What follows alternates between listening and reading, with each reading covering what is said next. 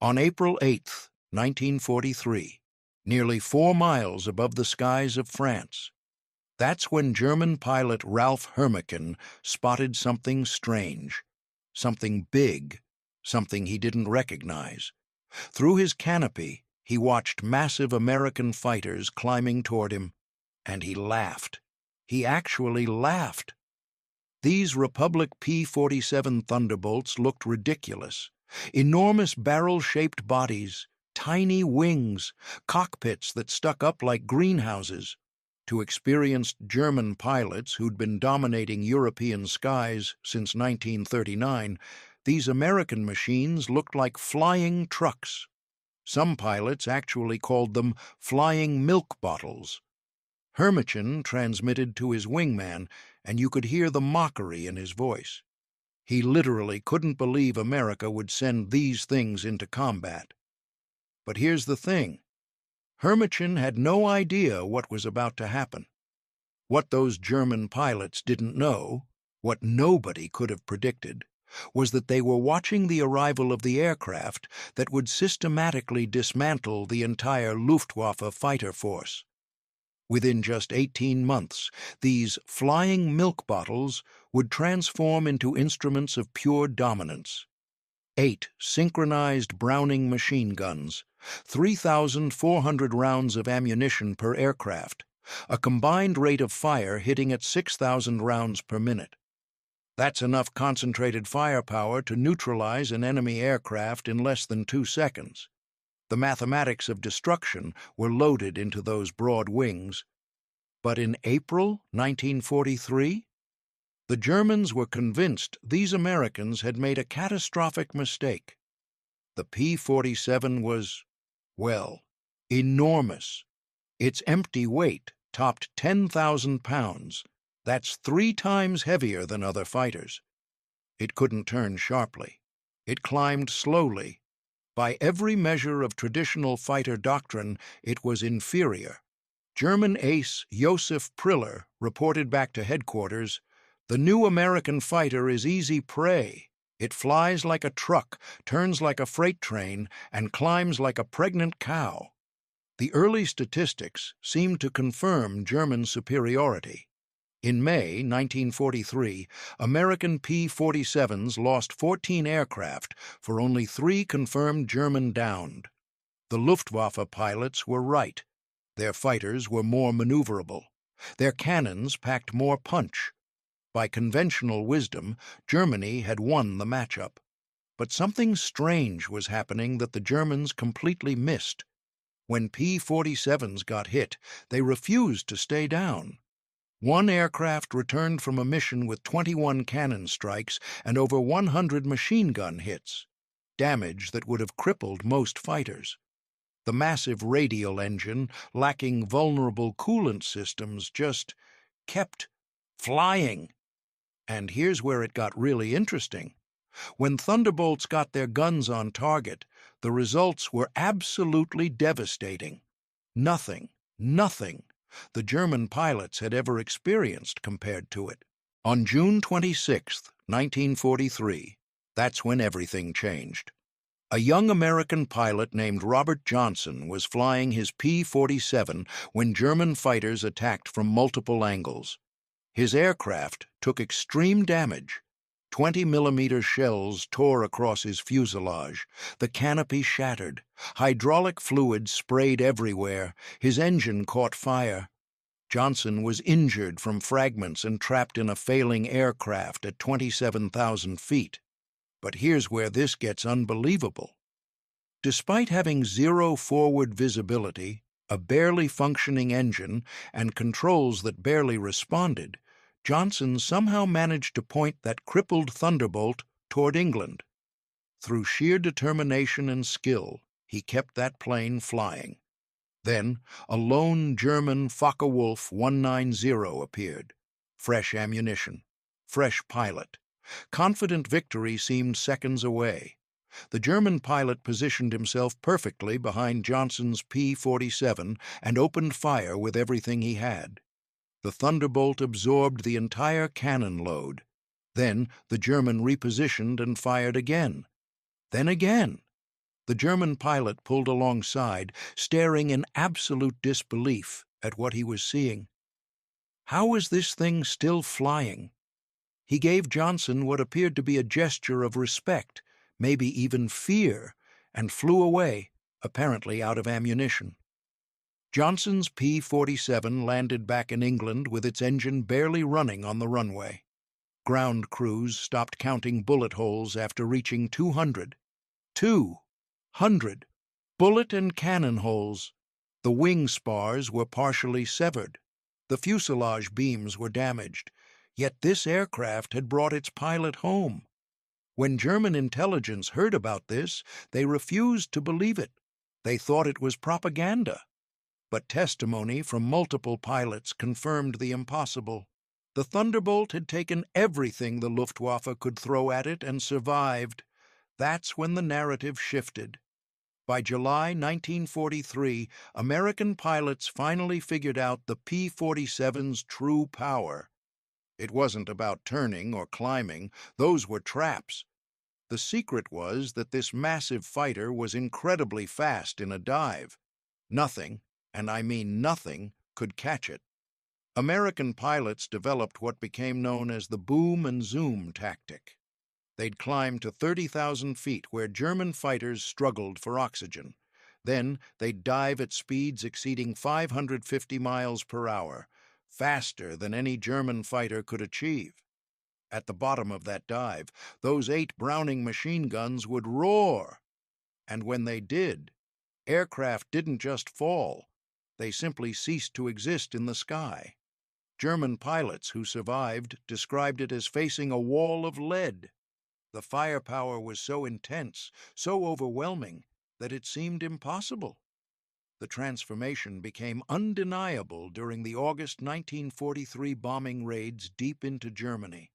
American P-47s encountered German Messerschmitt 110 destroyer aircraft, twin-engine fighters heavily armed with cannons. But they were slow and unmaneuverable. 4 Thunderbolts dove from 28,000 feet on these German twins. In less than 2 seconds, 8 of them were neutralized. Wings separated, tails torn away, crews forced to bail out. German pilots had never experienced such concentrated firepower.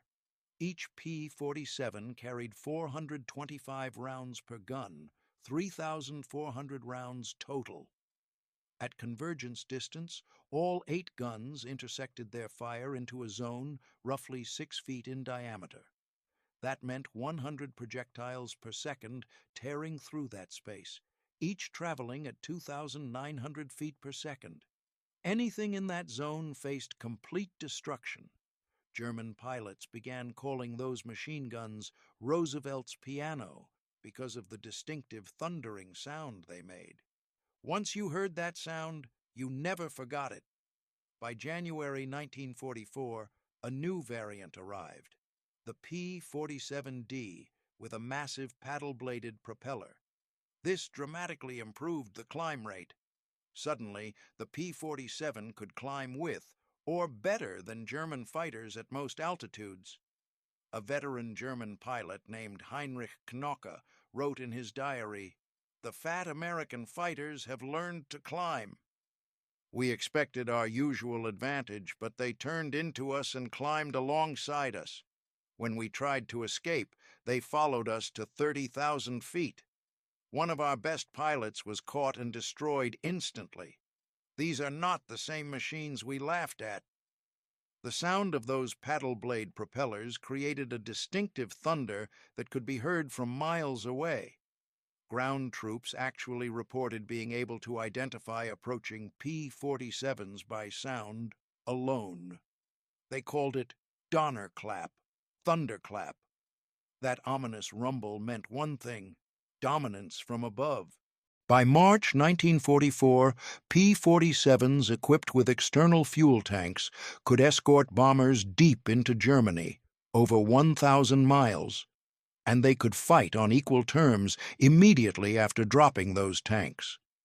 German pilots developed what military doctors actually called Jabo fever, genuine panic symptoms when Thunderbolts were reported in the area.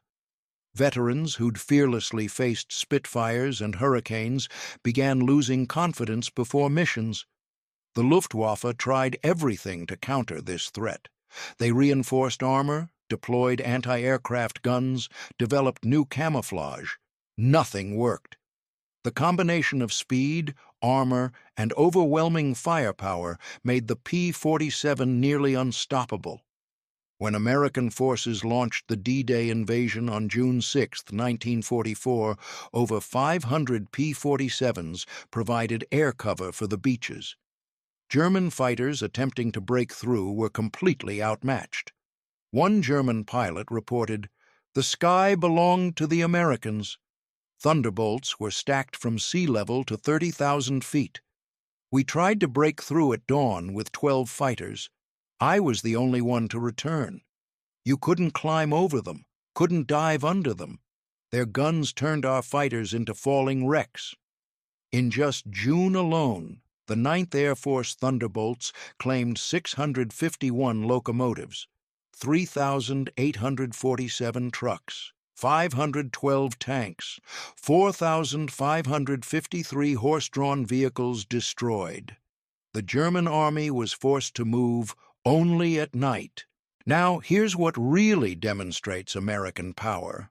The United States built 15,683 P-47 Thunderbolts during the war, more than any other American fighter.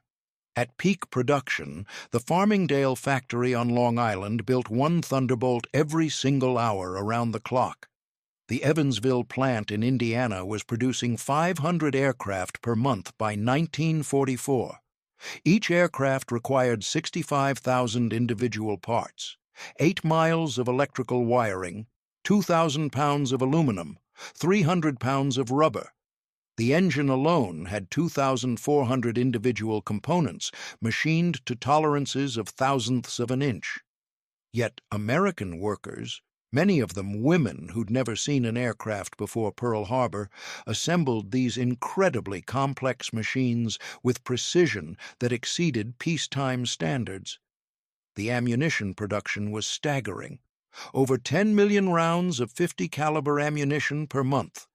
Each cartridge manufactured to tolerances measured in 10,000ths of an inch. The Lake City Arsenal produced 30 million rounds monthly. But even more impressive than aircraft production was the pilot training. By 1944, America was graduating 30,000 pilots annually. Each P-47 pilot received a minimum of 400 hours of flight training before entering combat, including 100 hours in advanced fighters. By comparison, German pilots by war's end were entering combat with less than 100 hours total. The quality difference was absolutely devastating. By April 1945, the Luftwaffe existed largely on paper. Fuel shortages grounded most aircraft. Experienced pilots were gone or captured. Airfields were cratered ruins. Even with aircraft and fuel, German pilots faced an impossible equation. At a reunion in 1985, German General Adolf Galland, one of Germany's top aces, was asked about the P-47. His answer, recorded on video, was telling. He said, "We made a terrible mistake in 1943. We saw this big, heavy fighter and laughed. We thought America didn't understand air combat. We were the fools. After the war, when I flew a captured P-47, I understood everything. The power was incredible. But what really impressed me was understanding that America built over 15,000 of these complex machines while fighting a two-ocean war. Each one required an engine more advanced than anything Germany produced, yet they built them faster than we could build simple fighters. That's when I knew we never had a chance."